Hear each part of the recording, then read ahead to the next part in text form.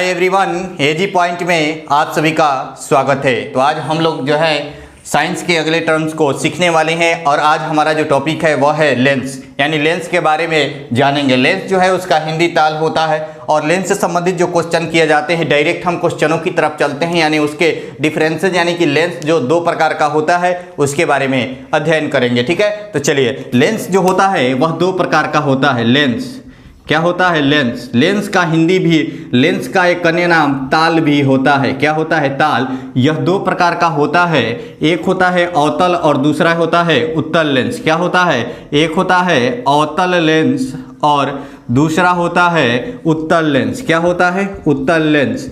एक होता है अवतल लेंस और दूसरा होता है उत्तल लेंस। इसके नामों में बड़ी डिफरेंस होते हैं, इनके नामों से बड़ी क्वेश्चन आते हैं क्योंकि नाम केवल चेंज कर देता है और क्वेश्चनों की प्रकृति बदल जाती है और हमेशा कंफ्यूजन रहता है। ठीक है, तो आइए इसके नामों को सबसे पहले देखते हैं। क्या करते हैं, इसके नामों को सबसे पहले देखते हैं। देखिए, हमारा अवतल लेंस जो होता है इसका एक अन्य नाम अपसारी लेंस है। क्या है?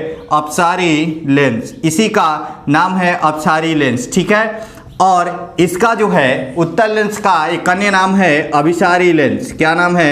अभिसारी लेंस। समझिएगा, बातों को ध्यान से समझिएगा। अवतल लेंस, इसी का एक अन्य नाम अपसारी लेंस है, उत्तल लेंस और इसी का एक अन्य नाम अभिसारी लेंस है। अब देखिए, इसके बारे में थोड़े से इसके इंग्लिश नेम भी होते हैं, वहां भी कंफ्यूजन रहता है। तो अवतल लेंस का इंग्लिश होता है कॉनकेव लेंस। क्या होता है? Concave lens. और इसका जो होता है कॉन्वेक्स लेंस होता है। क्या होता है? Convex lens.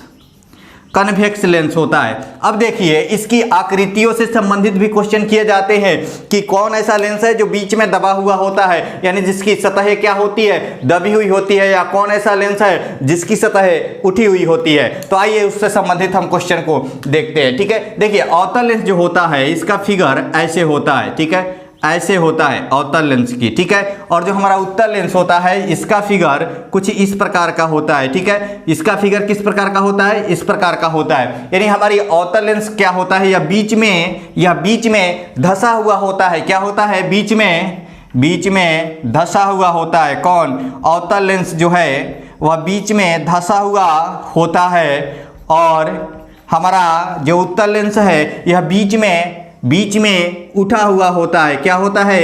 बीच में उठा हुआ होता है। फिर से समझ लीजिएगा, यह बीच में उठा हुआ होता है। अब समझिए, यहाँ पर बातों को ध्यान से समझिएगा कि हमारा जो अवतल लेंस होता है, अवतल लेंस, यह जो होता है इसका अन्य नाम अपसारी है और इसका क्या है? अभिसारी है।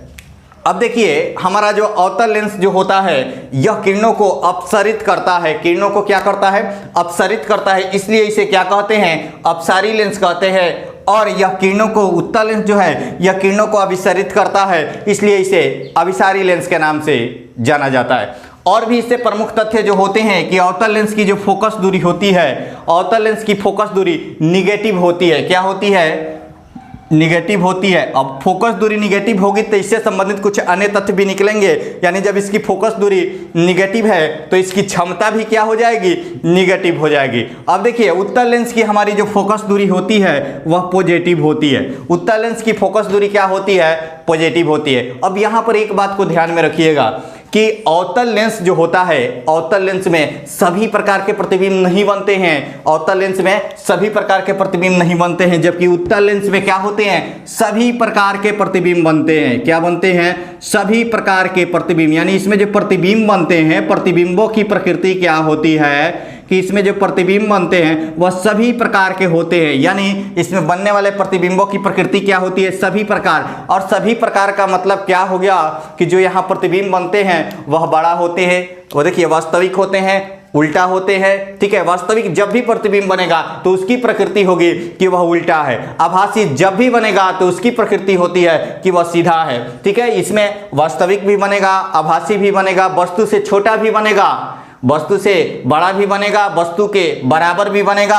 और वास्तविक का मतलब क्या? जब भी वास्तविक प्रतिबिंब की बात हो तो उसकी प्रकृति क्या होगी? वह उल्टा होगा। और जब भी आभासी की बात हो तो उसकी प्रकृति क्या होगी, तो सीधा होगा। यानी इसमें सभी प्रकार के प्रतिबिंब बनते हैं। जैसा कि हम लोगों ने अवतल दर्पण में देखा था कि अवतल दर्पण में सभी प्रकार की प्रतिबिंबें बनती थी। अब देखिए हमारा अवतल लेंस के बारे में जानते हैं। अवतल लेंस में मात्र एक ही प्रकार की प्रतिबिंब बनती है, एक ही प्रकार की प्रतिबिंब बनती है, यानी आभासी बनता है। ठीक है, आभासी बनेगा तो सीधा बनेगा और वस्तु से छोटा और बड़ा, वस्तु से छोटा और बड़ा, यानी प्रतिबिंबों की प्रकृति तो एक ही होती है कि वह सीधा है, लेकिन स्थितियां दो होती है कि एक में बड़ा और दूसरे में छोटा। यानी इसमें जो प्रतिबिंब बनते हैं उसमें प्रतिबिंब की प्रकृति क्या होती है, प्रतिबिंब की आभासी बनेगा और आभासी का यह प्रकृति होता है कि जब भी आभासी बनेगा तो वह सीधा बनेगा। और लेकिन यहाँ पर वस्तु की जो स्थिति होती है वह दो स्थितियां होती है। एक होता है वस्तु से छोटा एवं बड़ा, यानी वस्तु से छोटा और बड़ा दोनों प्रकार की यहाँ पर प्रतिबिंब देखने को मिलते हैं। किसमें, तो अवतल लेंस में और उत्तल लेंस में सभी प्रकार के प्रतिबिंब देखने को मिलते हैं। अब कुछ टर्म आते हैं कि उत्तल लेंस से संबंधित कुछ टर्म आते हैं कि जो हमारा उत्तल लेंस होता है यह पानी का जो बुलबुला होता है, पानी का बुलबुला यह किस लेंस के भांति कार्य करता है, तो जो पानी का बुलबुला है वह अवतल लेंस के भांति काम करता है। यहाँ पर समझिएगा, पानी का बुलबुला किस लेंस के भांति कार्य करता है। क्वेश्चन करता है कि पानी का बुलबुला कौन से लेंस की भांति कार्य करता है, तो हमारा आंसर हो जाएगा अवतल लेंस। अब देखिए हमारा जो उत्तल लेंस होता है, उत्तल लेंस, इसको जब पानी में आप डुबा देंगे तो इसकी क्षमता घट जाती है। क्या हो जाती है, इसकी क्षमता घट जाती है। किसकी, पानी में डुबाने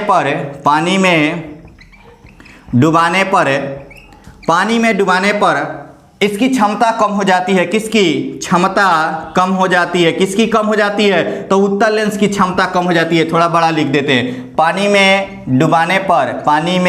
डुबाने पर इसकी क्षमता क्या हो जाती है, डुबाने पर इसकी क्षमता कम हो जाती है। किसकी कम हो जाती है, तो उत्तल लेंस की कम हो जाती है। ठीक है, हम लोगों ने प्रमुख तथ्यों में यह सीखा कि अवतल लेंस जो है इसको अपसारी लेंस के नाम से जाना जाता है, क्योंकि यह किरणों को क्या करती है, अपसारित कर देती है। और उसके बाद हम लोगों ने देखा अवतल लेंस जो होता है इसमें जो प्रतिबिंब बनता है आभासी बनता है, और आभासी प्रतिबिंबों की प्रकृति हम लोग जानते हैं कि वह सीधा होता है। साथ ही साथ हम लोगों ने देखा कि जो वस्तु होता है उसकी स्थिति या तो वह वस्तु से छोटा होगा, यानी प्रतिबिंब की स्थिति जो होगा वह वस्तु से छोटा होगा या वस्तु से बड़ा होगा। उसके बाद हम लोगों ने देखा कि हमारा जो अवतल लेंस होता है वह पानी के बुलबुले की तरह कार्य करता है और इसकी फोकस दूरी जो होती है वह ऋणात्मक होती है, यानी माइनस होती है। उसके बाद हम लोगों ने देखा उत्तल लेंस के बारे में कि उत्तल लेंस जो होता है इसे अभिसारी लेंस के नाम से जानते हैं। यह किरणों को क्या करता है, अभिसारित कर देता है। इसका इंग्लिश नेम कन्वेक्स लेंस होता है। साथ ही साथ हम लोगों ने जाना कि उत्तल लेंस जो होता है यह बीच में उठा हुआ होता है। यहाँ पर समझिएगा, उत्तल मतलब क्या होता है, उत्तल देखिए और बीच में उठा हुआ, क्या है, उत्तल और उठा हुआ, यानी दोनों में ऊ आ रहा है ना। तो जब भी उत्तल लेंस की बात करें, दो ही लेंस है, एक उठा हुआ है दूसरा दबा हुआ है। अगर उत्तल लेंस की बात कहे, अगर कहीं भी पूछे कौन सा लेंस है जिसकी सतहें जो होती है बीच में उठी हुई होती है, तो वह कौन सा लेंस है, तो उत्तल लेंस है। यानी उत्तल यानी क्या है, उठा हुआ है। अब देखिए हमारे अवतल लेंस का एक और भी प्रयोग होता है कि जब हमारी आंखों में निकट दृष्टि दोष होती है, क्या होता है, इसका प्रयोग यह तो पानी के बुलबुला की तरह कार्य करता है, और इसका एक और प्रयोग होता है निकट दृष्टि दोष के उपचार में। किसमें, तो निकट दृष्टि दोष के उपचार में, निकट दृष्टि दोष में। ठीक है, यानी अगर पूछे कि निकट दृष्टि दोष में कौन से लेंस का प्रयोग किया जाता है, तो अवतल लेंस का। और यदि पूछे कि दूर दृष्टि दोष में कौन से लेंस का प्रयोग किया जाता है, या तो प्रतिबिंब की प्रकृति है, अगर पूछे, समझिएगा बातों को, अगर पूछे कि दूर दृष्टि दोष में, तो दूर दृष्टि दोष में किसका प्रयोग किया जाता है, दूर दृष्टि दोष किसका प्रयोग किया जाता है, तो दूर दृष्टि दोष में हम लोग उत्तल लेंस का प्रयोग करते हैं। ठीक है, अब देखिए यहाँ पर एक ट्रिक बनता है, एक कंसेप्ट बनता है, उसको ध्यान में रखिएगा, कभी गलती नहीं होगा, कभी भी दिक्कतें नहीं आएगी कि अवतल लेंस का प्रयोग हम लोग कौन से दृष्टि दोष में करते हैं। आखिर दृष्टि दोष के बारे में जब इसके बाद आई एक चैप्टर आता है, आंख के बारे में अध्ययन करेंगे, तो उससे संबंधित जितने भी दृष्टि दोष हैं, सारे दृष्टि दोष, उसके कारण, साथ ही साथ उसमें कौन से लेंस का प्रयोग किया जाता है, सबका अध्ययन करेंगे। तो पहले आई का अध्ययन करेंगे और आई के साथ ही दोनों का अध्ययन कर लेंगे, ठीक है। तो निकट दृष्टि दोष, यहाँ पर एक देखिएगा, निकट को इंग्लिश में क्या कहते हैं, नियर कहते हैं। क्या कहते हैं, निकट को इंग्लिश में नियर कहते हैं। नी से हमारा क्या हो गया, निकट, और अ से हमारा क्या हो गया, अवतल। क्या हो गया, अवतल। यानी निकट में कौन सा अवतल लेंस का प्रयोग किया जाता है। देखिए निकट दृष्टि दोष को इंग्लिश में क्या कहते हैं, देखिए इसका नाम तो दूसरा है, लेकिन निकट को हम लोग इंग्लिश में क्या कहते हैं, निकट दृष्टि दोष का जो नाम है वह है मायोपिया। क्या है, मायोपिया है। लेकिन इसका जो होता है निकट को इंग्लिश में नियर कहते हैं, नियर, नियर कहते हैं ना। तो देखिए नी से हमारा क्या हो गया, निकट, और अ से क्या हो गया, अवतल। यानी निकट दृष्टि दोष में अवतल लेंस का प्रयोग किया जाता है, और बचा हुआ दूर दृष्टि दोष है तो उसमें उत्तल लेंस का प्रयोग किया जाएगा, ठीक है। तो यहां से हम लोगों ने जो टर्म सीखा कि उत्तल और अवतल लेंस के बारे में, फिर से एक बार रिकॉल कर लीजिए, फिर हम लोग अगले टर्म को देखेंगे कि कब उत्तल लेंस अवतल लेंस की भांति यानी लेंसों की प्रकृति में क्या परिवर्तन होता है जब माध्यम का अपवर्तनांक बढ़ जाता है या कम हो जाता है या उसके बराबर हो जाता है, उसको देखेंगे। फिर हम लोग आगे बढ़ेंगे, यानी जो जो टर्म्स हैं, आज कुछ विशेष टर्म्स हैं, उन सारे टर्म्स को क्लियर करके आप सबों के समक्ष हम उपस्थित करेंगे, ठीक है। चलिए अब देखिएगा यहाँ पर कि हमारा अवतल लेंस जो होता है वह बीच में धंसा हुआ होता है, इसे अपसारी लेंस के नाम से जाना जाता है, इंग्लिश में इसे कनकेव लेंस कहा जाता है। यहाँ पर देखिए प्रतिबिंब जो होता है आभासी सीधा एवं वस्तु से छोटा एवं वस्तु से बड़ा। निकट दृष्टि दोष में इसका प्रयोग किया जाता है, नियर, निकट को इंग्लिश में नियर कहते हैं। और यह पानी का जो बुलबुला होता है वह अवतल लेंस के भांति कार्य करता है। उत्तल लेंस के बारे में हम लोगों ने जाना कि इसकी फोकस दूरी धनात्मक होती है। उत्तल लेंस जो होता है इसे अभिसारी लेंस के नाम से जाना जाता है। साथ ही साथ हम लोगों ने यह भी जाना कि इसे कन्वेक्स लेंस कहा जाता है। पानी में डुबाने पर उत्तल लेंस की जो क्षमता होती है, पानी में डुबाने पर उत्तल लेंस की क्षमता क्या हो जाती है, कम हो जाती है, और दूरदृष्टि दोष में उत्तल लेंस का प्रयोग किया जाता है, ठीक है। अब देखिए हम लोग आगे देखेंगे कि जब माध्यम का अपवर्तनांक बढ़ता है तो हमारे लेंसों पर क्या प्रभाव पड़ता है, तो आइए हम उसको देखने वाले हैं, ठीक है। तब तक हम इसे मिटा देते हैं। आप लोग चाहें तो स्क्रीनशॉट ले सकते हैं, एक एक टर्म को आराम से नोट्स बनाकर लिखिएगा, ठीक है। एक एक टर्म को आराम से नोट्स बनाकर लिखिएगा। हम केवल बातों को बता रहे हैं, पूरे डिटेल में नहीं लिख रहे हैं, ठीक है। पूरे डिटेल में नहीं लिख रहे हैं, केवल बातों को बता दे रहे हैं कि ये टर्म अवतल लेंस के अंदर होता है और ये टर्म उत्तल लेंस के अंतर्गत होता है। और जो जो मुख्य है पूछता है पानी का बुलबुला और निकट दृष्टि दोष, साथ ही साथ इनके उपनामों को जरूर याद करिएगा, और साथ ही इसके प्रतिबिंबों की प्रकृति को जरूर याद करके रखिएगा, ठीक है। चलिए अब देखिएगा यहां से जो क्वेश्चन करता है उस क्वेश्चनों को यानी अगले टर्म को देखने वाले हैं कि क्या होता है जब माध्यम का अपवर्तनांक बढ़ जाए। जब माध्यम का अपवर्तनांक बढ़ जाए, यानी माध्यम का अपवर्तनांक लेंस के अपवर्तनांक से बढ़ जाए, घट जाए, तो क्या होता है, ठीक है। अब देखिए आइए उस प्रकृति को हम देखते हैं, उन सारी बातों का अध्ययन करते हैं, ठीक है। अब देखिए माध्यम का अपवर्तनांक जो होता है, यहां पर लिख देते हैं माध्यम का अपवर्तनांक क्या है, माध्यम का अपवर्तनांक। अब समझिए माध्यम का अपवर्तनांक, और इधर लिख देते हैं लेंस का अपवर्तनांक। क्या, तो लेंस का अपवर्तनांक। अब समझिए लेंस का अपवर्तनांक साथ ही साथ माध्यम का अपवर्तनांक, इन दोनों टर्म को हमने आप सबों के समक्ष लिख दिया। अब क्या होता है, कम हो तो क्या हो, अधिक हो तो क्या हो, इन सारे टर्म को देखने वाले हैं, ठीक है। चलिए अब देखिए कि जब माध्यम का अपवर्तनांक लेंस के अपवर्तनांक से क्या हो, कम हो, क्या हो, कम हो, ठीक है। यहां पर लिख देते हैं कम हो।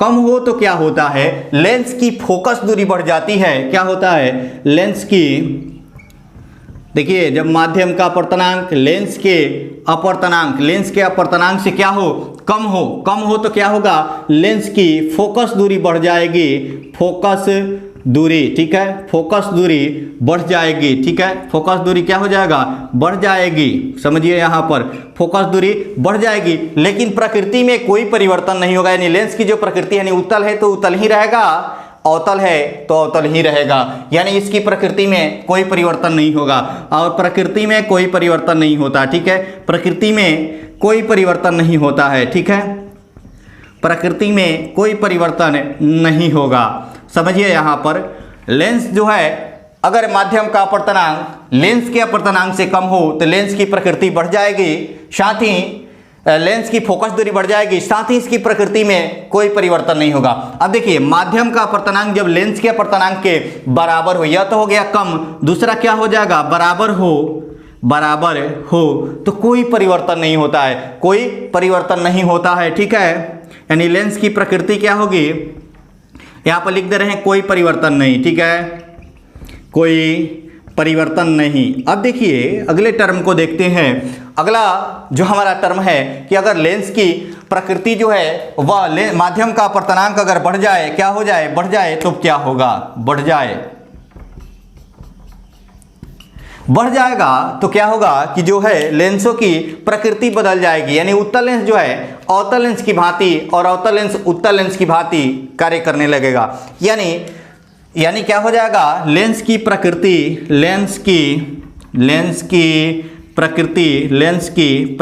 बदल जाएगी, ठीक है, लेंस की प्रकृति क्या हो जाएगी, बदल जाएगी। और ये बराबर क्वेश्चन करता है, कर भी सकता है, बदल जाएगी, क्या हो जाएगा, यहाँ पर समझिए लेंस की प्रकृति जो है वह बदल जाएगी, यानी उत्तल लेंस अवतल लेंस की तरह, उत्तल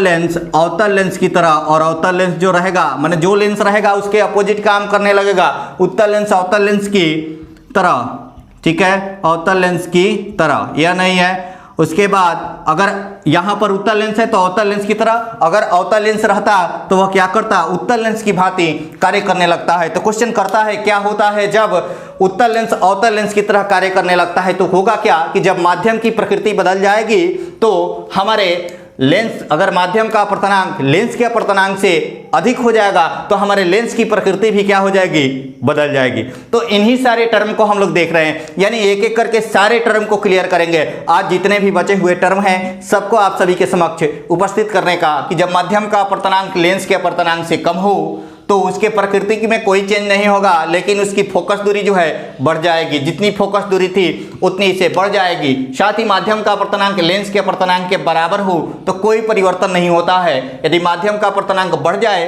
तो लेंस की प्रकृति क्या हो जाती है, बदल जाती है, उत्तल लेंस अवतल लेंस की भांति कार्य करने लगता है। अगर अवतल लेंस उसमें रहता तो अवतल लेंस भी उत्तल लेंस की भांति कार्य करने लगता। अब अगले टर्म को देखते हैं। अगला जो हमारा टर्म है वह है लेंस सूत्र। लेंस सूत्र को देखते हैं, साथ ही साथ आगे वाले जितने भी पोर्शन हैं सारे पोर्शन को हम लोग क्लियर करेंगे। तो चलिए लेंस सूत्र को देखते हैं, ठीक है। चलिए अब देखिए यहाँ पर लेंस सूत्र को देखते हैं। देखिए कि लेंस सूत्र क्या होता है, ठीक है। चलिए लेंस सूत्र का यह फॉर्मूला है और फॉर्मूले से ही क्वेश्चन बराबर कर दिए जाते हैं। साथ ही इस पर न्यूमेरिकल हम लोग करेंगे, चैप्टर के एंड में न्यूमेरिकल जो आते हैं उन सारे न्यूमेरिकल को करेंगे, ठीक है। यहाँ पर देखते हैं लेंस फार्मूला, क्या देखते हैं, लेंस फार्मूला, ठीक है। थोड़ा मार्कर चेंज करते हैं, लेंस फार्मूला को देखते हैं, ठीक है। चलिए यहाँ पर देखते हैं लेंस फार्मूला। अब देखिए लेंस फार्मूला, इसे लेंस सूत्र के नाम से जाना जाता है। लेंस का एक अन्य नाम है ताल, यानी इसका हिंदी जो होता है वह ताल भी कहीं कहीं लिख देता है, ठीक है। लेंस का एक अन्य नाम होता है ताल, ये भी पूछ देता है, ठीक है। चलिए अब देखिएगा यहाँ पर समझिए कि लेंस सूत्र जो होता है 1/f = 1/v - 1/u। अब देखिए f क्या होता है, f जो होता है यह है फोकस दूरी, क्या है, फोकस दूरी, छोटा वाला एफ रहता है, ठीक है। यह क्या है, फोकस दूरी। साथ ही साथ भी जो होता है, भी वह होता है प्रतिबिंब की ऊंचाई। भी जो होता है प्रतिबिंब की ऊंचाई, क्या होता है, प्रतिबिंब की ऊंचाई। साथ ही प्रतिबिंब की ऊंचाई या दूरी या लंबाई, ठीक है, प्रतिबिंब की दूरी, ठीक है। अब देखिए यहाँ पर u जो होता है यह बिंब की दूरी। बिंब का मतलब होता है वस्तु, बिंब का मतलब क्या होता है, तो वस्तु होता है, वस्तु की दूरी, वस्तु की दूरी। अब समझिए यहाँ पर 1/f = 1/v - 1/u, इसी को हम लोग लेंस फार्मूला के नाम से जानते हैं। अब अगला जो हमारा टर्म है वह है हमारे आवर्धन यानी आवर्धन यानी मैग्निफिकेशन क्या होता है, तो प्रतिबिंब की ऊंचाई और बिंब की ऊंचाई को मैग्निफिकेशन कहा जाता है। तो उससे संबंधित जो क्वेश्चन किए जाते हैं उसको देखते हैं। ठीक है, आप लोग स्क्रीनशॉट लेते चले। ठीक है, चलिए अगला जो हमारा टर्म है वह है मैग्निफिकेशन। क्या है? मैग्निफिकेशन। देखिए मैग्निफिकेशन जो होता है वह होता है प्रतिबिंब की ऊंचाई और बिंब की ऊंचाई के अनुपात को मैग्निफिकेशन कहा जाता है, आवर्धन कहा जाता है। ठीक है, अगला जो हमारा टर्म है वह है आवर्धन। क्या है? आवर्धन। इंग्लिश में इसे मैग्निफिकेशन कहा जाता है। इसका जो होता है आवर्धन बराबर जो होता है आवर्धन बराबर इसे m से डिनोट किया जाता है।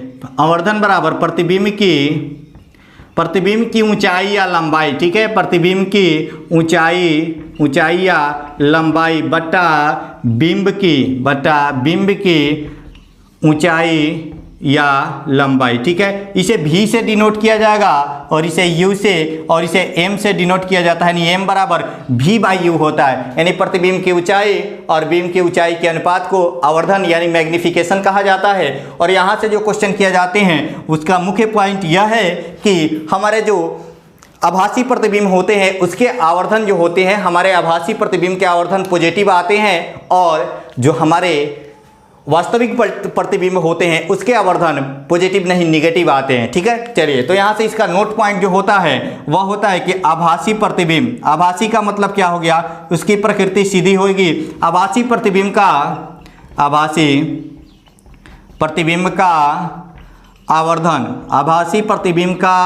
आवर्धन जो होता है, आभासी प्रतिबिंब का आवर्धन पॉजिटिव क्या होता है, पॉजिटिव आता है। साथ ही साथ वास्तविक प्रतिबिंब का आवर्धन जो होता है, वास्तविक प्रतिबिंब का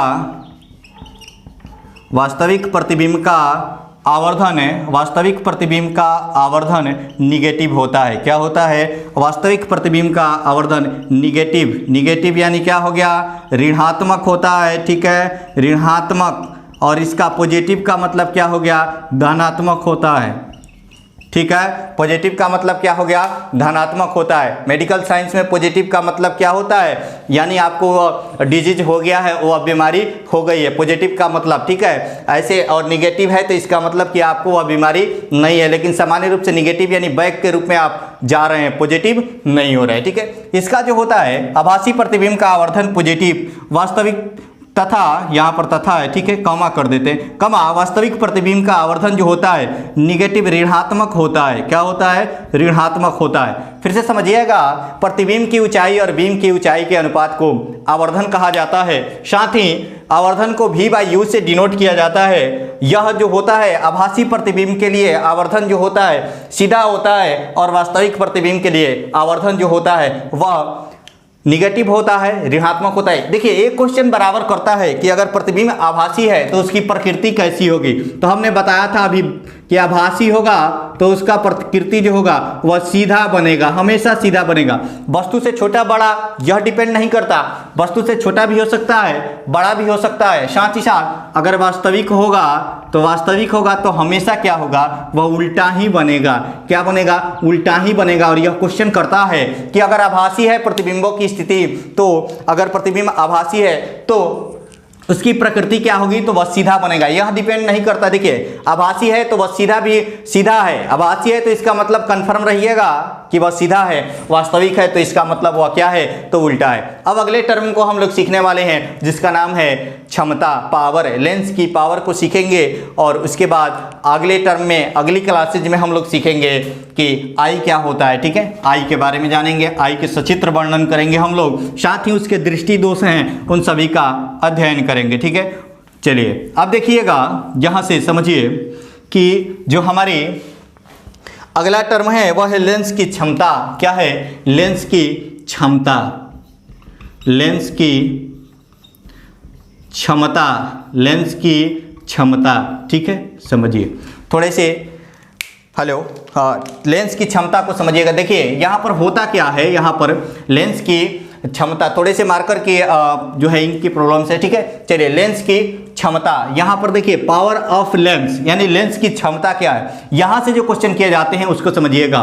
लेंस की क्षमता जो होती है इसे P से डिनोट किया जाता है और P बराबर 1/f होता है, लेकिन यह f का वैल्यू क्या होना चाहिए, मीटर में होना चाहिए। किस में होना चाहिए, तो मीटर में। किस में होना चाहिए, मीटर में। अब यहाँ से देखिए फोकस दूरी, एफ को क्या कहते हैं, तो फोकस दूरी कहते हैं। क्या कहते हैं, फोकस दूरी। क्या कहते हैं, फोकस दूरी। यानी फोकस दूरी के व्युत्क्रम को लेंस की क्षमता कहते हैं। फोकस दूरी के व्युत्क्रम को क्या कहते हैं, लेंस की क्षमता। लेकिन फोकस दूरी का मान हमारा क्या होना चाहिए, मीटर में होना चाहिए। जब फोकस दूरी का मान मीटर में रखा जाता है तब उसके व्युत्क्रम को लेंस की क्षमता कहते हैं। अगर ऐसे कोई बोल रहा है कि फोकस के व्युत्क्रम को क्या कहते हैं, तो लेंस की क्षमता नहीं कहते हैं। क्यों, क्योंकि जब वो मीटर में नहीं रहेगा तो उसकी क्षमता जो होगी, उसकी क्षमता जो होगी वह क्या हो जाएगा, चेंज हो जाएगा। अगर यह सेंटीमीटर में दे दे, अगर यह सेंटीमीटर में दे दे, यहाँ पर समझिएगा कि यहाँ पर अगर यह सेंटीमीटर में हो जाएगा तो ऊपर 100/f हो जाएगा। क्यों हो रहा है, तो यहाँ पर समझिए,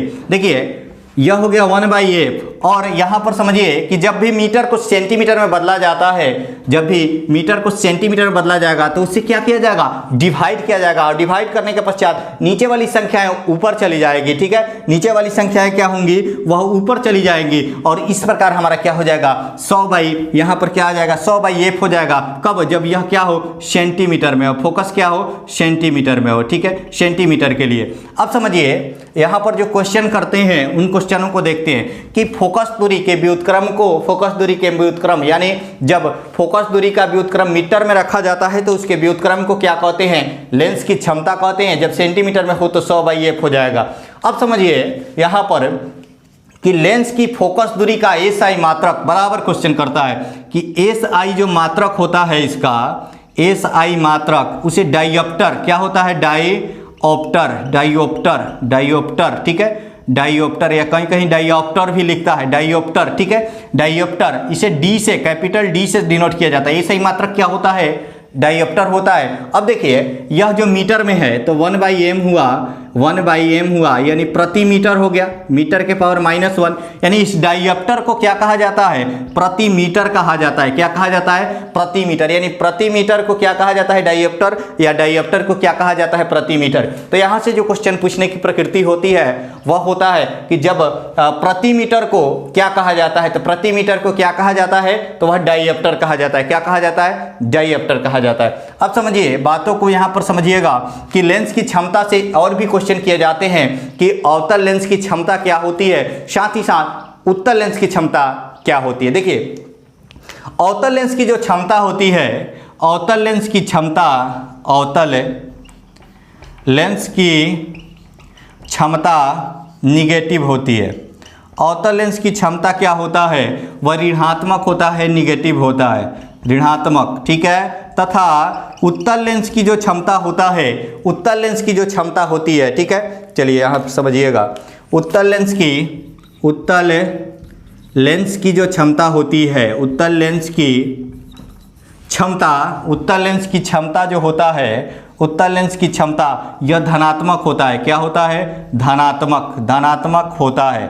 अब समझिए यहाँ पर कि अब इस ऋणात्मक और धनात्मक होने का कारण क्या है। देखिए हमारी जो क्षमता है, पावर ऑफ लेंस है, इसका फॉर्मूला क्या होता है, 1/f। तो हम लोग जानते हैं कि अवतल लेंस की फोकस दूरी जो होती है ऋणात्मक होती है। जब फोकस दूरी जिसका ऋणात्मक होगा उसकी क्षमता भी क्या हो जाएगी, ऋणात्मक हो जाएगी, और जिसका फोकस दूरी धनात्मक होगा उसकी क्षमता भी क्या हो जाएगी, धनात्मक हो जाएगी। साथ ही साथ ये भी क्वेश्चन करता है कि जो हमारे धूप वाले चश्मे होते हैं उसकी क्षमता कितनी होती है, तो उसकी क्षमता 0 डायोप्टर होती है। समझिए यहाँ पर धूप वाले चश्मे की क्षमता यहाँ पर ऊपर लिख देते हैं, स्टार पॉइंट है, धूप वाले चश्मे की क्षमता, धूप वाले चश्मे की क्षमता 0 डायोप्टर होता है। क्या होता है, 0D होता है, 0D होता है, ठीक है। धूप वाले चश्मे की जो क्षमता होती है वह 0D होती है। अब समझिए इन सारे टर्म्स को एक बार फिर से रिकॉल कर लीजिए जो आज हमने बताया उत्तल लेंस और अवतल लेंस के बारे में ओरली एक बार हम आप सभी को बताते हैं, ठीक है। देखिए हमने बताया था कि उत्तल लेंस जो होता है, उत्तल लेंस वह बीच में उठा हुआ होता है, ऊ है तो उठा हुआ। अवतल लेंस जो होता है वो बीच में दबा हुआ होता है। साथ ही अवतल लेंस को अपसारी लेंस कहते हैं और यह किरणों को क्या करता है, अपसरित करता है, तो इसे अपसारी लेंस कहते हैं। साथ ही अपसरित का मतलब फैला देता है। और देखिए इसे कनकेव लेंस के नाम से जाना जाता है। अवतल लेंस जो होता है, पानी के बुलबुला जो होता है वो अवतल लेंस के भांति कार्य करता है। अवतल लेंस का प्रयोग हम लोग निकट दृष्टि दोष में करते हैं। साथ ही साथ इसकी जो फोकस दूरी होती है वह ऋणात्मक होती है। उसके बाद हम लोगों ने उत्तल लेंस के बारे में जाना कि इसे अभिसारी लेंस के नाम से जाना जाता है, इंग्लिश में इसे कनकेव लेंस कहा जाता है। यह बीच में उठा हुआ होता है, साथ ही इसकी फोकस दूरी धनात्मक होती है और इसका जो है पानी में इसके डालने पर इसकी क्षमता क्या हो जाती है, कम हो जाती है। और दूरदृष्टि दोष में हम लोग उत्तल लेंस का प्रयोग करते हैं। इसके बाद हम लोगों ने सीखा कि माध्यम के अपवर्तनांक और लेंस के अपवर्तनांक में क्या डिफरेंसेज होते हैं। जब भी माध्यम का अपवर्तनांक लेंस के अपवर्तनांक से कम हो तो फोकस दूरी बढ़ जाती है। माध्यम का अपवर्तनांक लेंस के अपवर्तनांक के बराबर हो तो कोई परिवर्तन नहीं होता है। माध्यम का अपवर्तनांक लेंस के अपवर्तनांक से अधिक हो तो उसकी प्रकृति यानी लेंस की प्रकृति जो होती है वह बदल जाती है। उत्तल लेंस होगा तो अवतल लेंस की तरह और अवतल लेंस होगा तो उत्तल लेंस की तरह कार्य करने लगेगा। उसके बाद हम लोगों ने देखा मैग्निफिकेशन। मैग्निफिकेशन क्या होता है, प्रतिबिंब की ऊंचाई और बीम की ऊंचाई के अनुपात को आवर्धन कहते हैं। वास्तविक प्रतिबिंबों का जो मैग्निफिकेशन होता है वह ऋणात्मक तथा आभासी प्रतिबिंबों का मैग्निफिकेशन धनात्मक होता है। उसके बाद हम लोगों ने देखा लेंस की क्षमता और उससे पहले एक लेंस सूत्र देखा कि 1/f = 1/v-1/u। उसके बाद हम लोगों ने लेंस की क्षमता को देखा कि जब फोकस दूरी के व्युत्क्रम, देखिए फोकस दूरी के व्युत्क्रम या इसे क्या कहता है, प्रतिलोम। देखिए इस व्युत्क्रम इसको इंग्लिश में इन्वर्स कहते हैं। क्या कहते हैं, इन्वर्स। इसी का क्या करता है, कभी कभी प्रतिलोम लिख देता है। क्या लिखता है, प्रतिलोम, जिसे रेसिप्रोकल कहा जाता है। क्या कहा जाता है, रेसिप्रोकल। क्या कहा जाता है, रेसिप्रोकल। यानी इसके रेसिप्रोकल हो या इन्वर्स हो, दोनों को क्या कहते हैं, लेंस की क्षमता, पावर ऑफ लेंस कहा जाता है। इसे P से डिनोट किया जाता है, P = 1/f होता है। साथ ही हम लोगों ने बताया कि लेंस की क्षमता का SI मात्रक डायोप्टर होता है और अवतल लेंस का जो क्षमता होता है वह ऋणात्मक तथा उत्तल लेंस की जो क्षमता होती है वह धनात्मक होती है। साथ ही हम लोगों ने देखा कि जो धूप वाले चश्मे हम लोग लगाते हैं उसकी जो क्षमता होती है वह ऋणात्मक होती है। तो आज हम लोगों ने जो सीखा, साथ ही साथ मैं एक बात और आप सभी को बता देना चाहता हूं कि हमारी जो प्लस कोर्सेज है उसको चाहे तो आप ज्वाइन कर लेंगे तो थोड़े हम लोग टेक्निकली रूप से और अधिक डेवलप हो जाएंगे, जिसके साथ ही आप सभी को और ही अधिक सुविधाएं हम सभी प्रदान करने में सक्षम हो जाएंगे। और साथ ही साथ आप सभी कमेंट में ज़रूर बताइएगा कि यह जो क्लासेज हैं कैसी लग रही हैं। तो आज के लिए इतना ही रहने देते हैं, फिर कल मिलते हैं एक नए एपिसोड के साथ, यानी आई, जो हमारे अगला जो टॉपिक है आई और उससे संबंधित जो दोष हैं, आँखों में होती है जो दोष, उन सभी को कल देखेंगे। तो आज के लिए इतना ही।